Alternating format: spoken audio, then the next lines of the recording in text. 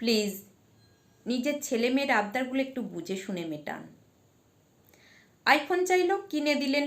দামি গাড়ি চাইলো, কিনে দিলেন। বাইক চাইলো, তাও দিলেন। পার্টি করার জন্য হাজার হাজার টাকা চাইলো, তাও দিয়ে দিলেন। আর মনে মনে ভাবলেন, এত উপার্জন করছি কিসের জন্য? যদি ছেলে মেয়ের শখ পূরণ করতে নাই পারলাম, সুখ স্বাচ্ছন্দ্য নাই দিলাম। ভুল করছেন। আগে ছেলে মেয়েকে অর্জন করতে শেখান, তাদের দায়িত্ব নিতে শেখান। জীবনে বোধ বুদ্ধি হয়েছে কিনা সেটা আগে দেখুন। সহজে কোনো কিছু পেয়ে গেলে বা না চাইতে পেয়ে গেলে সে জিনিসটার মূল্য বুঝবে কী করে? কোনটা ঠিক আর কোনটা ভুল তার পার্থক্য বুঝবে কী করে? জীবনে কিভাবে চলতে হয় সেটা জানবে কী করে?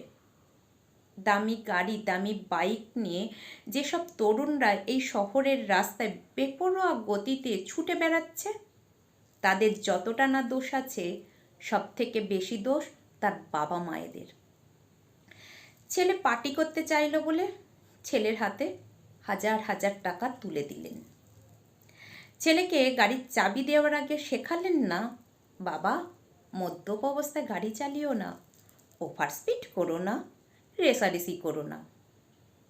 দেরাদুনের রাস্তায় যে 5টা ছেলের শরীর রাস্তার সাথে ছিন্ন ভিন্ন হয়ে মিশে গেল, তাদের বাবা মায়েরা হাজার হাজার টাকা দিলেও তার ছেলে মেয়েদের শখসাদ পূরণ করতে পারবেন না।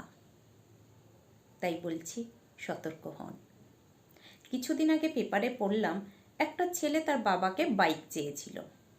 তার বাবা বলেছিল বাইক দিতে পারবো না।